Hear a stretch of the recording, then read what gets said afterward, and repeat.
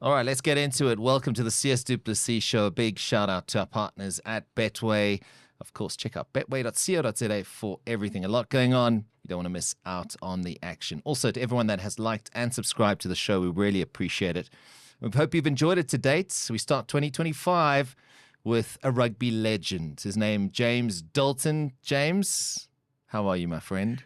Good morning. I'm incredibly well. I'm in Johannesburg. What can I say in London? Are you giving away our location here in case there's people? I escaped Johannesburg about 14 years ago for the Western Cape, but still obviously traveled to Johannesburg quite extensively for business. This is really where the aggressiveness is and the energy and where the big business deals get signed. And thanks for having me on the show. No, man, I'm so chuffed you reached out, and I was like, absolutely, anytime, come on to the show. I wanted to find out, is Cape Town home now? I mean, you said 14 years. I mean, I have such a fondness for Cape Town, but Gareth Cliff said Cape Town is like a mistress, you know? Joburg's your wife at the end of the day. Cape Town has everything. Yeah. It's got quality of life. Yeah. Let's say Joburg, if you want to term it, has got quantity. Mm-hmm. Everything here in Johannesburg is bricks and mortar, highways. Cape Town has got mountains. It's got oceans, it's got rivers, it's got forests, it's got greenery, and a lot more chilled vibe. Yeah. And for the kids, it's an amazing place to grow up. I can imagine, man. It's an amazing place. I'm very jealous. Yeah. I'm jealous. I would say the only downside in Cape Town is they're a little bit too strict. But you fitted in perfectly in Cape Town. It took a while. The wild boy from Johannesburg had to from bending the rules my whole life in Johannesburg had to now become as straight as a ruler. You're enjoying Cape Town now. I mean, Sias, you know what? I'm blessed. It's a good quality of life. Yeah. I'm thoroughly enjoying it. I've got a lot of friends that obviously I built up over the years in my rugby playing days. So I've got a nice network of friends there, established myself nicely in business, live in a nice suburb and neighborhood. There's nothing negative for me to say. That's fantastic. Apart from the wind, but then I don't have hair, so it can't bother me that much. I think you've had hair for a long time. Yeah. Listen, they say hair doesn't grow on a busy highway. That's just true, right? I've got a few potholes popping up here. But James, there's many chapters to you, right? I mean, this is a brand new chapter, 2025, off the back of a 2024 that saw you start some incredible initiative, right? Going into schools, you're anti-bullying. Tell me a little bit more, and then we'll revisit the chapters as we go. Okay, good call. So I've had a passion for kids my whole life. I shouldn't maybe even say this, but in my playing days, development was really going to schools, arriving at the school, doing a bit of ball drills, ball skills with the kids, handing out a few rugby balls, giving them a Spur T-shirt and a Spur burger, and that was the entirety of the development. I'm a big lover of animals as well. I don't like adults at the best of times, so I try and avoid them, especially when they're full of booze. So, I've also haven't drank for a year now, Sias. Jeez, congratulations. Yeah, so, I've also decided that, if I want to do things properly, I need to do everything in my life correctly to achieve my objective. I decided and identified schools in the Cape Flats. Unfortunately, the kids there are exposed to such social illnesses. Yeah. So from home, their journey to school is traumatic. Getting into school, the scourge of severe bullying, intimidation, gender-based violence. We had a school there in Cape Town where the seniors were actually robbing the juniors of their tuck shop money and their lunch money. No, man. So, I mean, this is the severity of what it is. And unfortunately, these kids see it as a norm because they're exposed to it daily. They see it at home. The parents drinking, fighting with each other, the scourge of drugs, the kids getting trapped by the Normas gangs, you know, to recruit them to become a number, selling parcels of tick or whatever it might be. So I thought, come on, man, we have to do something. And I came up with an initiative called My Safe Space, Safer Kids, Safer Education Together.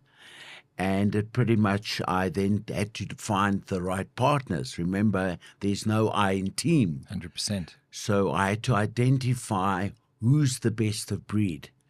So I got hold of Ricky Crook from Vumacam, which is part of the Remgrow group of companies. So I partnered with Vumacam, Vumatel. So Vumatel give us 1 gig of free fiber for all our schools. Wow. So the schools can use the fiber connectivity for the kids for learning, as well as we get the feeds off the cameras into the control rooms, so it works well. And then I partnered with Investec Banks, one of the holding companies, iTech South Africa, who have 57 branches countrywide, and they my foot soldiers, all my reps. Yeah. So we launched last year. We did a first POC at JP Boys, which was absolutely phenomenal. We've got the likes of Namola, part of MultiChoice, also on board with the panic apps. So we give the panic apps to the guard or the groundskeeper. That's linked to over 380 armed responders, and then also to certain teachers that have the panic app on the phone. So we've pretty much wrapped this package of security in a beautiful wrapper that encompasses all elements of safety and security. That's incredible. Well done, man. That's phenomenal. I then went one step further and said, how do I maintain it? You know, it's one thing going in and implementing a system. How do I maintain it? So we make them do a questionnaire initially so we can find out what is the status, the real landscape, lay of the land of the security that is currently in the school. They do the questionnaire, we grade them. Star graded. Wow. So like you've got border tourism that grades a hotel, a lodge, or whatever, resort, we grade the schools from a 1-star to a 5-star. Geez, that's fantastic. Yeah. So now we also, twice a year, we go out to the school and we audit them. Okay. We say, hey, okay, you've got our systems, you've got security. Is it maintained? Is it falling apart? What are you doing? Where are you storing your footage? Yeah. Is there an incident? What is the accountability for the school to be able to download that footage, hand it in at court, and for it to be regarded as verified, daytime, stamped evidence? Wow. So, you know, we've gone way beyond just basic, what we would call them, and I'm going to insult a few people, they'll probably be annoyed, the Bucky Brigades. That would go to the schools, install camera systems at $250,000 rand, no service level agreements, no insurance, none of that sort of stuff. And again, affordability, we're blessed with Investec Bank. They make it available on a rental option for us. So it's either an outright purchase, SGB money, school governing body money, rental options over 36 months or 60 months at zero escalation. So we don't make money on it. And then the other thing is we've now My Safe Space. That's actually the name of the company. We've registered an MPO, but now I've got to go through all the tick boxes with our friendly friend, Mr. Sias, to get accredited and so that we can issue Section 18A certificates That's the way to go. For donor funding. Absolutely. So it's that's phenomenal. Yeah, so we're launching again now in the new year and going national. Fantastic. And I'm blessed. It feels so good to give back. I've got a legacy. I've got gravitas. I've got personality. I've got charm. I've got lots of charm. I've got all of it. And I thought, you know what, James, go make a difference. Yeah. Go out there and give back to the community. And for me, it's the most rewarding thing I've ever done. Well done to you, sir. Yeah. That is No, amazing. thank you, Keep it up. thank And I you. think the peace of mind for parents, right, and kids, because at the end of the day, if we can't provide a safe space for our children to get educated, I mean, what are we doing? Well, And this is a step in the right direction. So hats off to you. no, thank you, sis. And do you think that goes more beyond security? So people, let's package security on the one side. The other thing is the mental and emotional trauma that these kids experience. And we all know the problems of mental health illness. Yep. It's not just adults that suffer from it. It's kids as well. Yeah. So, we've designed a bully-proof mascot that says no bullying here. Good. He's super buff, even more buff than me. You're looking amazing, by the way. Thank you. Really, I can see the jits is going nice, and we'll touch on that in a bit. So we want to use that Bokke ambassador to talk about bullying at schools. Brilliant. Make it okay. It's okay not to be okay, Sias. Yeah. Just like mentally, if you're not okay, come out with it. Yeah. It takes a man to say, I need help. Yeah. And with the bullying as well. We want the kids to have freedom to talk about things that hamper them, and that don't sit well with them. Because the better the education system, the more comfortable, the warmer, the better our future for our country will be. Absolutely. Yeah. So it's not just the security component, it's the mental health and wellness component as well. I'll put you in touch with Daniel Costa-Gill. Steve, my producer's got his details. I'll share it. He is doing phenomenal work around mental health in teens and the effects of suicide. Yes. And he's done, shout out to Danny Costa-Gill, doing a tremendous job.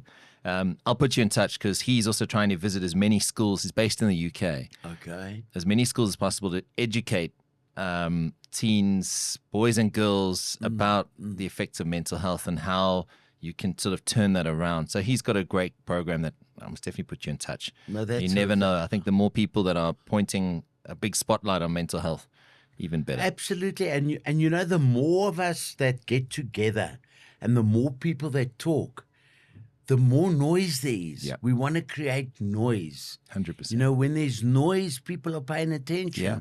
And also it makes it a little bit easier if the guy next to you is saying, I'm not okay. Then you say, yes, by the way, I'm also not okay. Yeah. And then, it gets momentum. Yeah. And that's what we want. We need a healthy society where people, we talk, I'm going to touch on a small part of politics. Democracy, great. That's beautiful.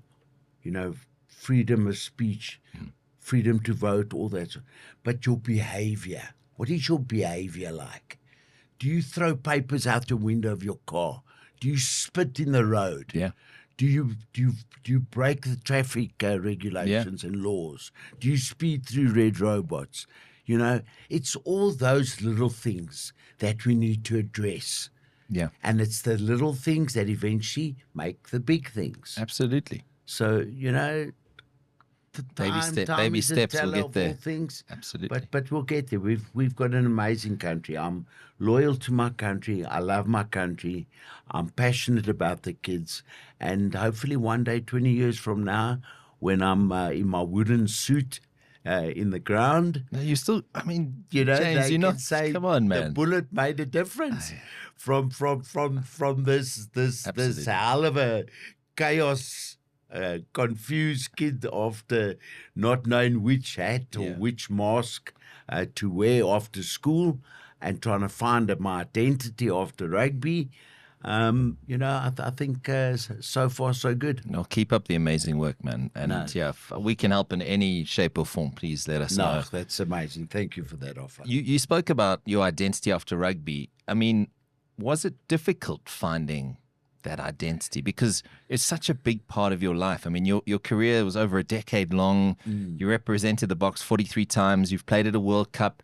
Was it like, did you grapple with that, finding where you fitted into? Or was it kind of just this roller coaster ride of being in that green and gold? 95, we were still raw in our democracy. It was still pretty like uncomfortable as a country, right? We were trying to find our identity. I mean, maybe just share that with me, James. If I put it into context, so most kids when they matriculate, okay, they're kids, they're teenagers. 17, okay? 18-year-old, yeah. They now going to university, they're experiencing drinking, they going studying, they're going into the business world, they're getting experience in the boardrooms, in everyday work. I don't have that as a sportsman. So it's almost like a void in my life because I go straight from high school, straight into bursaries, going and just playing rugby. I don't develop any other skills. Yeah. It's just rugby. Now I play rugby till I'm 35. I stopped at 30 like an absolute fool and idiot. But, I got to a point where before the 2003 World Cup, when we beat Australia at Ellis Park, I went up to Rudolph Australia and I said, Coach, I'm done. He said, Bullet, what are you talking about? I said, I'm finished. He said, we've got the World Cup in 3 months' time. I said, listen, World Cups and me don't go well together. But I said, I've lost that fire in my belly, that nervousness, that and it's time. And I at 25, I lost my way a bit. I went and joined the Hells Angels. Can you believe it? And how did that even come about? Oh, Sias, man. Was it just in the crowd? Trauma, just life trauma. Yeah. I went through a bad experience, and it turned my life upside down. And I migrated to the dark side, got involved in things that I'm ashamed of today. But in that shame, I can tell a story and I can pass it on and I can tell other kids that the realities of life is doing bad things. Nothing good comes from doing that.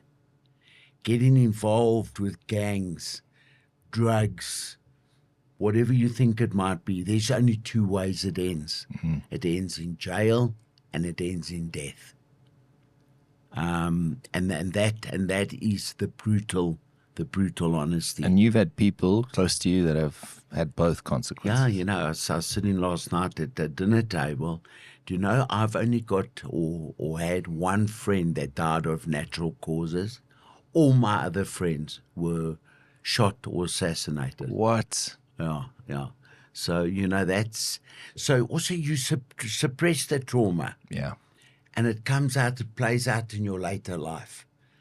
And I also was on the receiving end of a bit of depression and being mentally unhealthy. Yeah. And I had to work through it, I had to go and do some research on DBT skills, so dialectical behavioral therapy. Yeah. And the 3 pillars of that is no distractions. Focus on your path. Don't walk in a straight line. Don't get distracted by things that are irrelevant. Mindfulness. What you say, how you say it, how you deliver a message, how you receive a message, and being present. When you arrive at a place, be present. Yeah. Know why you're there. Look at your surroundings. Take it in. Absorb it. And for me, those 3 pillars have absolutely turned my life around. If it distracts me, Sias, I'll push it out. Okay. There's no room for it in my life. Yeah. And it works for me. But I definitely as I said earlier, it's okay not to be okay. Yeah. But and men need to come out. Men, there's a lot of stresses on men to be the providers. unfortunately, I spoke to Fathers for Justice about that fathers are always on the receiving end of either being narcissists or alcoholics or woman beaters or whatever. Their kids get stripped and ripped from them. We don't live in a society where that should be allowed. Yeah. We need to be more mindful and caring towards each other, because everybody needs a father. Everybody needs a mother. So that's another element that I'm trying to also get involved in. And then Boys to Men. Yeah. So where we mentor kids going through drug abuse, substance abuse issues, problems at home. And we have like weekly camps for the kids. Wow. And we mentor them. That's amazing. Different process steps to implement in your life. We can't change everything. Yeah. But you know what? If I make a small change every day, you make a small change, 1 million of us make a small change every day, it's 1 million changes a day. I love that. That's brilliant. James, going back to your childhood, where did your love for rugby start? I mean, you mentioned your dad was in the police, right? Were you naughty at school, and was rugby an outlet? Must I really tell you? Hey, this is a safe space.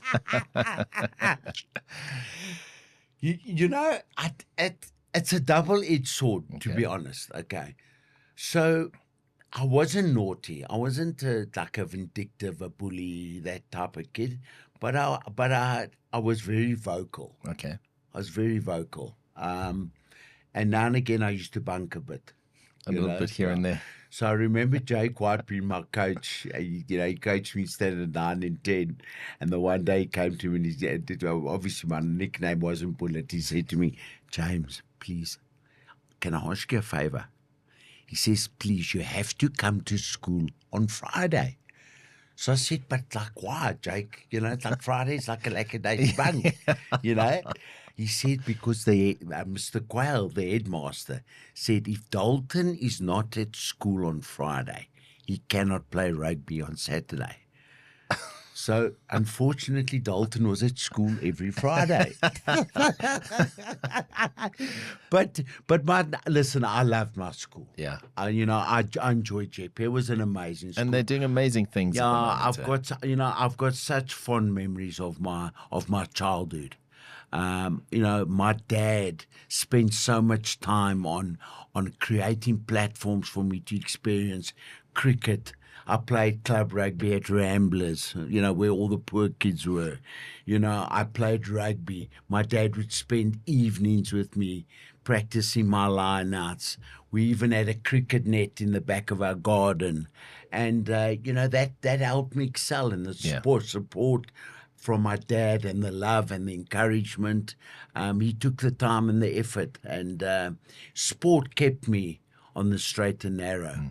It was only when I then went to university, you exposed, I went to Bloemfontein. Can you believe it? So I matriculate. Koffsies. I go, Koffsies. I matriculate. I go to Durban on holiday. Those days it was still landline telephones, and the phone rings, and it's my dad, the colonel, on the phone. And he says, hey, jy moet huis toe kom. I said, Dad, I'm on holiday. Yeah. I said, why? He said, jy gaan Vrystaat toe.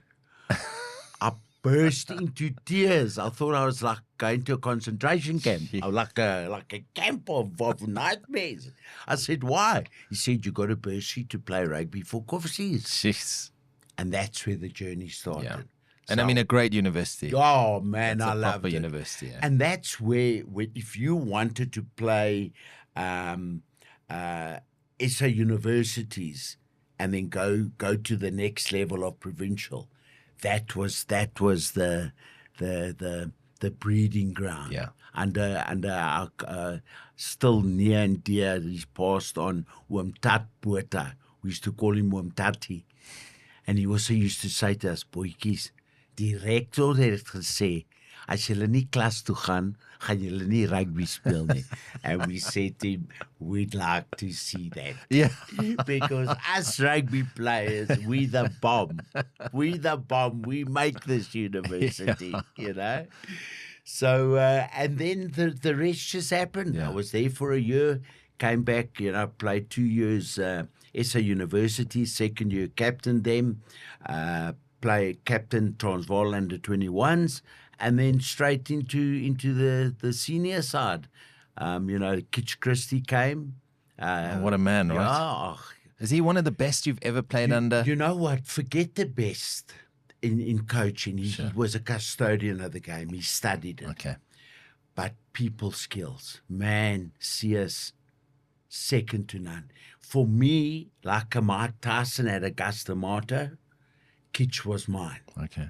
I mean, he made me the great rugby player I became.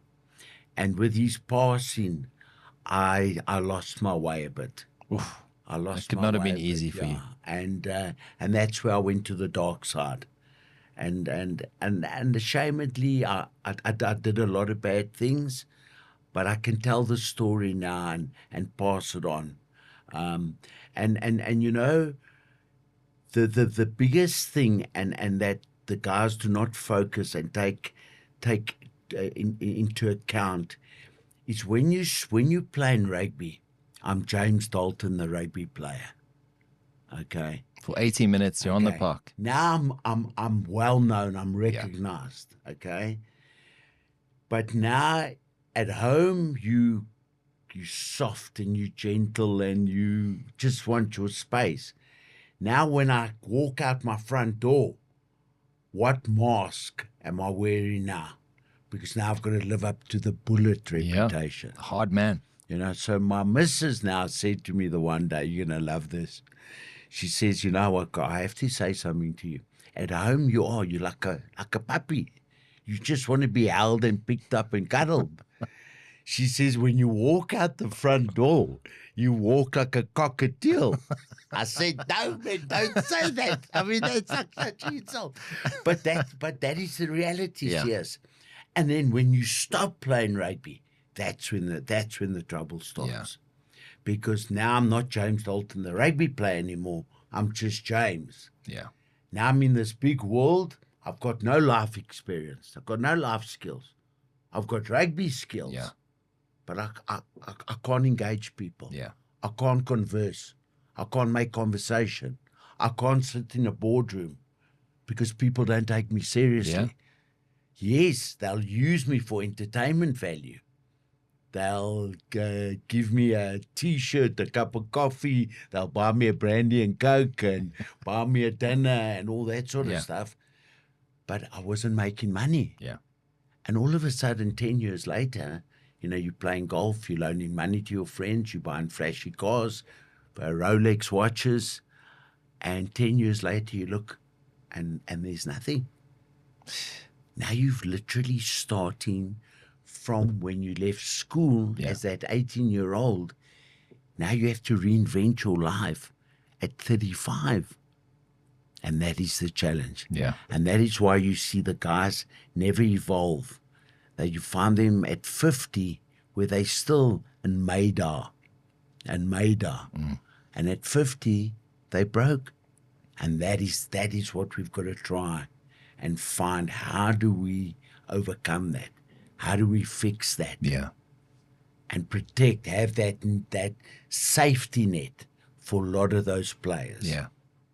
Yeah, it's not easy because, like you said, you're in that green and gold jersey, you feel invincible. You at a World Cup, you're playing for South Africa. It's the biggest sport in the country apart from football. Yeah. And everyone looks at you like you have all the answers. 100%. Right? Now, let me add another bit of fuel to the fire.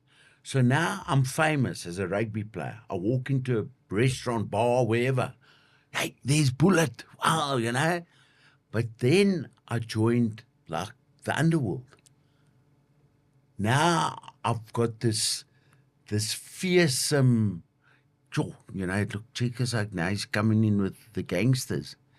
So there were like two parts of me. There was the famous and the infamous. And it became a horrible cocktail, a horrible mix. And it changed my personality. You know, I would have less tolerance, you know, when I was just the bullet and people came and maybe touched my head or hugged me or pulled me a bit around or irritated me. I had tolerance. Yeah.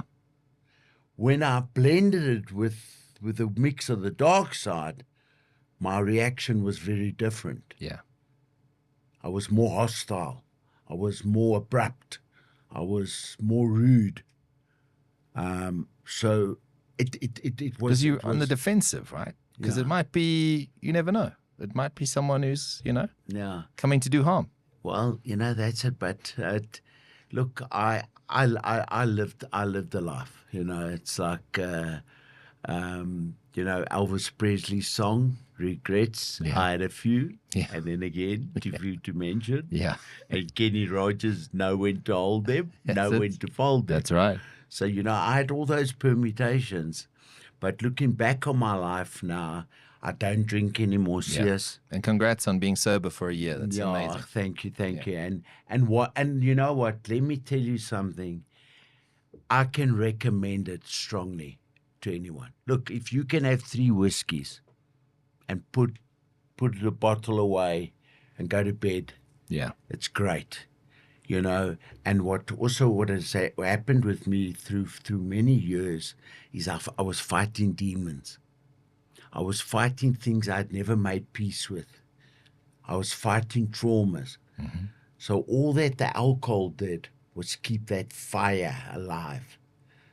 It would make it, you know, every time I have a drink, that fire would, you know, flare up. And those demons would start partying in there. And then your head starts running in all directions. And it's been the best thing I've ever done. It's you know, I've achieved more, accomplished more in 12 months than I did in a decade. That's amazing. I literally, a decade was like a blur for me. I go to jiu-jitsu 5 times a week. I mean, I say you're looking amazing. Thank you. I mean, and I believe like you're just getting...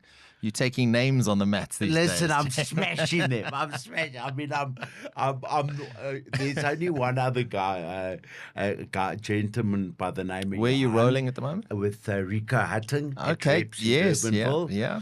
And so I've only got one colleague of mine, or teammate, or whatever you want to call it, judoka, jiu-jitsu partner. He's 51. Okay. So all the other guys are 35 and younger. So, you know, so it's nice for me because it's a challenge.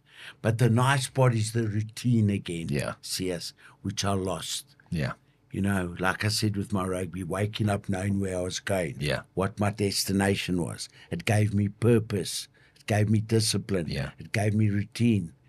When I went back to the jits, it gave that purpose, all those positive things back to me again.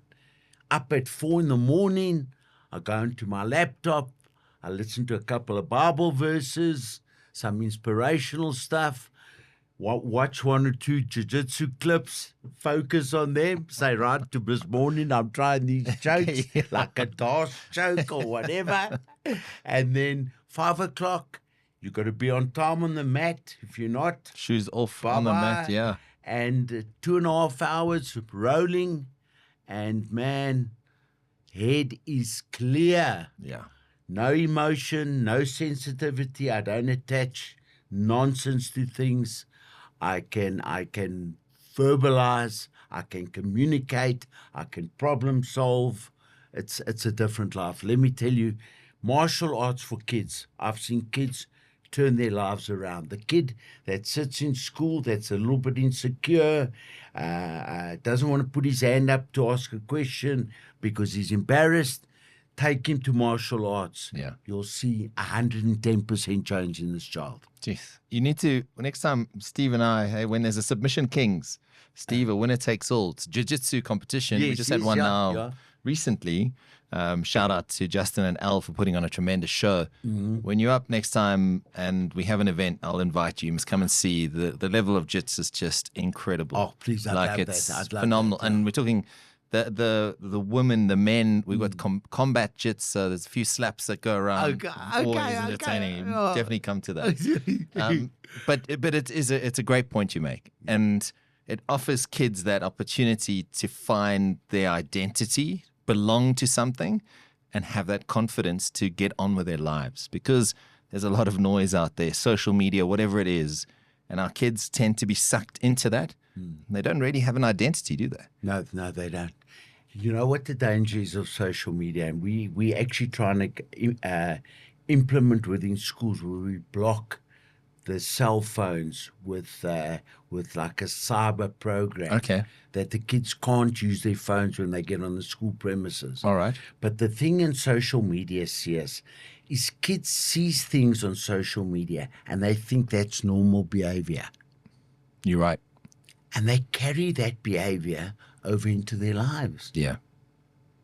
And that's where the nastiness, the bullying, the unkindness. And let me tell you, kids carry that trauma. They don't process it. They carry it into life. Yeah. There was recently an incident of a kid. I don't know if you were aware of it. He wasn't a wealthy kid, but, you know, he wanted to find his little place in the sun. So he would go home and make like TikTok videos of him making tea. Okay. But he wasn't like very well-spoken, bit of mix of English and Afrikaans, skinny boy, and he made these videos. And the kids, the rugby boys at school obviously saw these things. They started bullying the child. Oh, man. Do you know what the outcome eventually was of what this kid did? He landed up committing suicide because of it. That's so sad. So, you know, you've got these rugby boys that are leaders or should be leaders. They should be mentors. Yeah. They should be people that you're looking up. They shouldn't become bullies. Now, I hate a bully. Yeah. I promise you. There's nothing more that are despise than breaking somebody down, humiliating them, taking from their character. Yeah. It's not necessary. Yeah. You know, I always say, if you've got nothing good to say, shut up. Yeah. And I've seen that in my life. Like, people read an article about me in a paper. Jesus, Sias, now they think they know me. They know. That's bullets. They know nothing of me. They know nothing of me. Yeah. Sit and talk to me. Exactly. Then you'll get to know me. Yeah. But don't read one article about me and now think, you know, it's like my rugby career. You know, I get drunkards that come to me, Canada. I said, you must be tired of that. Yes, Sias, man. I mean, it's like, you know, I say to him, listen, you know, and then I've got to breathe, because you know, sometimes, you know, that fire in the bullet's belly is still there. Yeah. You know, and may it be there forever. Yeah, and it's not going to change. And, you know, I look back and I say, I played 43 tests for my country. I could have played probably 100 if I didn't go to the Hells Angels and, you know, mess up. Yeah. By my own admission, you know, I played for a World 15 when I was 21 years old with Philippe Sella. That's amazing. David Campisi. I played for World Barbarians. You know, I won 4 Curry Cups. You know, we won the Super 10 when I was a youngster with Uli Schmidt and all of them. So, you know, I've had my achievements. Yeah. The World Cup was one tournament. You know, I look back at it now. Was it fair? No, it wasn't fair. No, it wasn't fair. But it was life. Yeah. But you know what the lacquer thing is? It put me on the map. It absolutely did. It absolutely did. You know, mate, like today, you know, you look at him and Etzebeth, the enforcer. I mean, I'm like half his size, and I was the Bok enforcer those days. So it's quite comical. I mean, was that a role that they were like, Bullet, you go for it? And you can and get stuck in, and we need you to be that physical guy. I mean, hookers are generally physical guys. Yeah. So look, when playing with Nick, when we equaled the All Black world record, Was of that those 17? 17 Yeah, tests, amazing. and we were going to break it by playing England at Twickenham, and we lost. But we carried boatloads of injuries, Yeah. and then there was that Bobby Skinsad scandal, and all the players then actually turned on Nick. So just to go one step back, Yeah. we had a training session. Now we were unbeaten. Yeah. We were going on the UK tour to go now try break this world record. We got in a huddle, and the first time ever, Nick was very clear. These are the 15 top players in my team. The rest of you, you're on the bench. Clear. So there was no talking in the corridors and skinnering and that sort of stuff. We had a training session. We got in a huddle, and I'll never forget it. And that's where the air went out the balloon. Okay? He said to us in that huddle, he said, none of you are guaranteed of your position on this tour. And we all looked at each other and we thought, what the hell is he on about? And that was when the downhill slide started. That was it. And then, I went through a bad relationship. I had a partner who had fallen pregnant. She had a bit of spotting and all that sort of stuff. And one day she came out the bedroom from the main bedroom, and guess who was sitting in my house? All the Hells Angels. What? Present. And she said, James, can I talk to you? Can you just come here? She says, listen, this I don't want. I don't want this shit in my life. I don't want this. And I said, man, relax.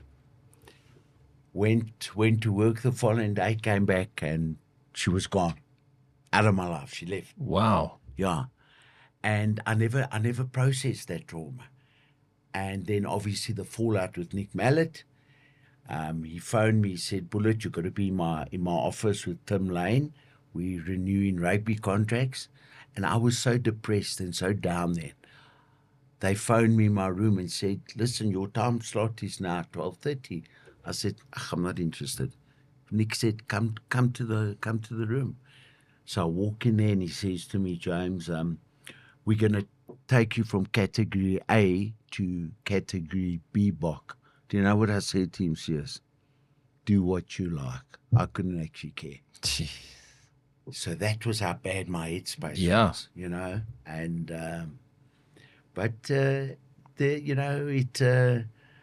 it taught me how to also deal with disappointment, but I'd never dealt with my trauma. And I've seen and spoken to a lot of people, people now come to me and say, James, how did you do it? How did you stop drinking? How did you turn your life around? What did you do? I said, the first thing, go back and from even your childhood, go and deal with those traumas. Yeah. Because if you don't deal with them, they're going to come, they're going to haunt you the whole time. Absolutely. James, does it feel almost therapeutic or cathartic, or I'm not sure what the word is right now, to tell these stories though, to get them off your chest, to sort of get like you said, the media likes to run with what you know what I mean? And it's like, that's Bullet and that's him and that's what he gets, Is there a point of view that wants to almost clear the air in a way? I think because of, let's be honest, yes, it's a life that is filled with highs and lows and ecstasy and absolute despair and tragedy and death and jail and all these things. But does it make you feel good sort of coming out and telling these stories or sort of clearing the air, or is it something that lives in a memory that you want to push down and never visit again? No, the pushing down was the problem. Okay. Yes. The pushing down, the real man is the man that comes and says, help me. Yeah. The real man is the one that goes and sees somebody that's a professional and finds the help. Yeah. That's when you become a real man. Yeah. The booze, the sideshows, that doesn't make you a man. Taking it out on your wife at night because you're in a bad mood, That's not the man. The man is accepting that you have issues. Attend to them, deal with them. It's the most, what's the word?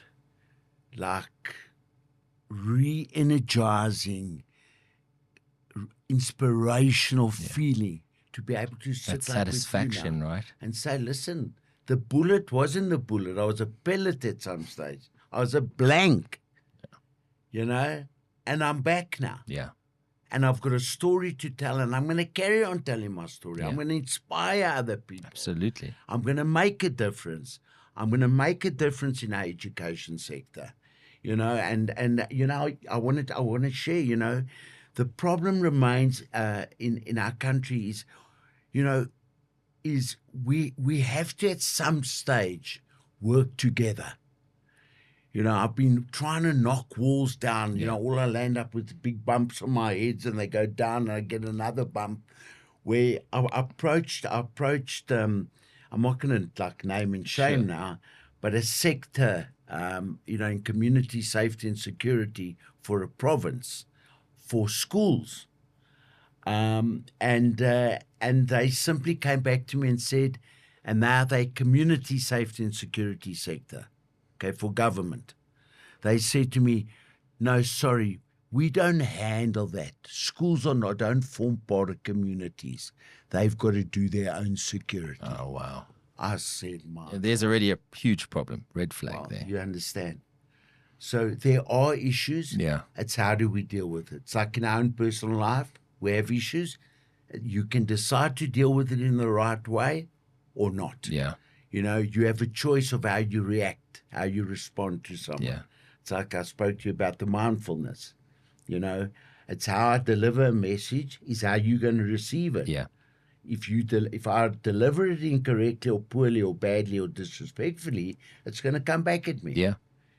You know, so think twice. Yeah. You know, and look, Sias, I'm you know, I sound like Ray McCauley here now. I mean, bless his soul, you know, he's passed on now. But you know what? I've done a lot of wrong. I've offended a lot of people. I've been unkind to a lot of people. But you know, even now, you know, I can say I apologize to those people. But you know, every day I'm striving to be a better person, and in that journey, I'm learning more about myself, the real James. You know, the empath, the James that has time for other people, and you know, I'm someone you can come to, and I'll listen and I'll help. I got to ask you, and I admire this next new chapter in your life, James. But there must have been a point where you went, enough of this shit. I need change, right? And I don't know enough about the Hells Angels or the underworld and what exactly you got up to. Thank God. I'm sure there's another day we can discuss that. But like, how do you get out of that world? Because I understand you climb the ranks. You do what you got to do to become a member. Yeah. And I know the box, and back then it was wild because you guys are rock stars. Yeah. And to extent today, they're still rock stars. they Four-time world champions, you name it. But it was wilder back then. And I think it was, in the absence of social media and that sort of thing, there's a lot of things you could get away with. Thank God, yes, thank God. But what I'm saying is, when was that point? Was it a point where you drew that line in the sand and you were like, enough's enough, I've got to get out of this? Because otherwise it's going to end up in those things we spoke about earlier, death or jail. You know, let me put it to you this way. I'm a leader. I'm not a follower. And eventually, you know, in certain of those environments, I wasn't a follower, but the leader thought I must follow him. Okay. And that's when it was the clash of the titans. Yes. And at that point, that was my saving grace, where I said, you don't tell me what to do and how to do it and when to do it. And it was just by the grace of God that clash happened. Yeah. And I parted ways. You know, I even had have interventions because, with the Hells Angels and that, it's like blood in and blood out. It's you've got to either leave on good standing or bad standing. And bless his soul, and I'm going to mention him because he was a great man, a great friend to me. Yeah, he was part of the MKs. He ran the underworld in Cape Town for a long time. Was Cyril Beaker, and he saved me. He actually got me out of the Angels.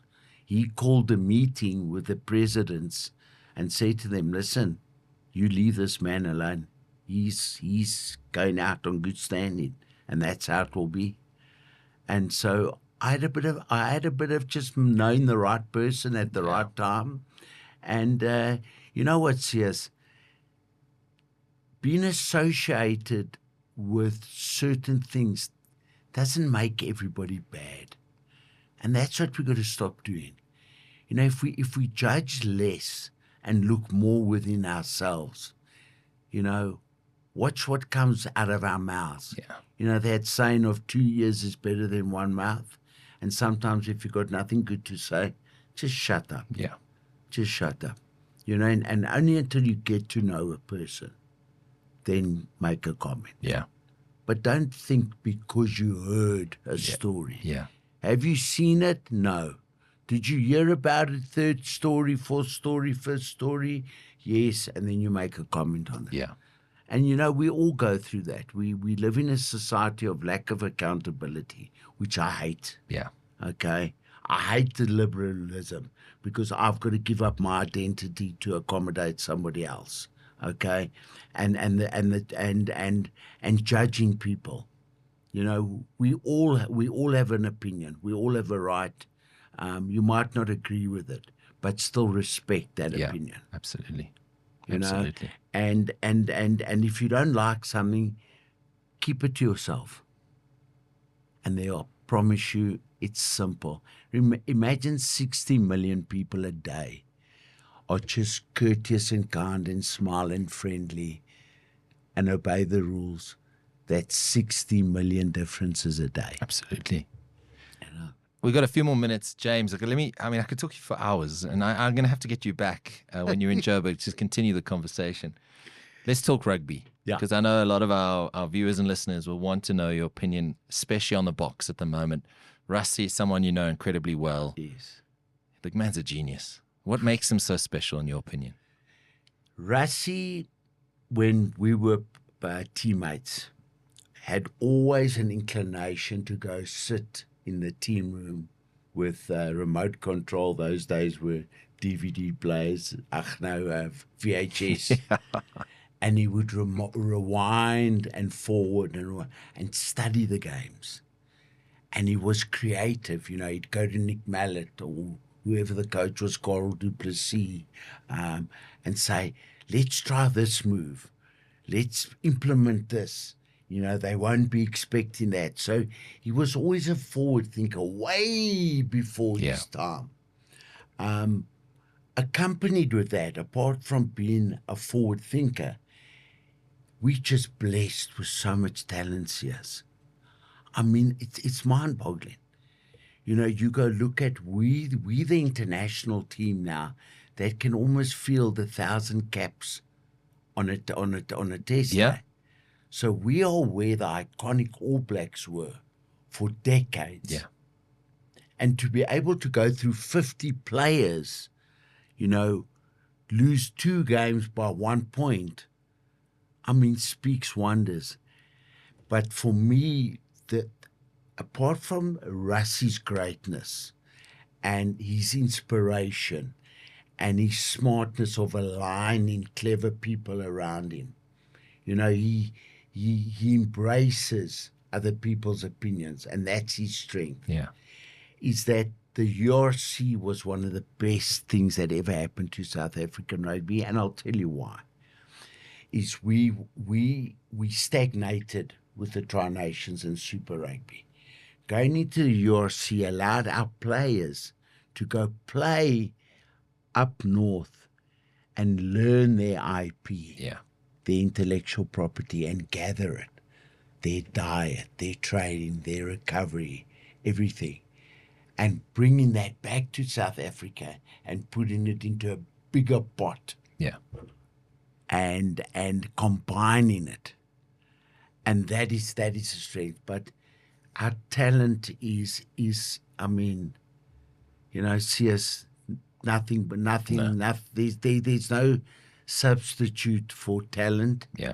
And Ches and Colby, you know, they always used to say with the great Carl du Plessis and Jaco Reinach, you remember, hier is spoed.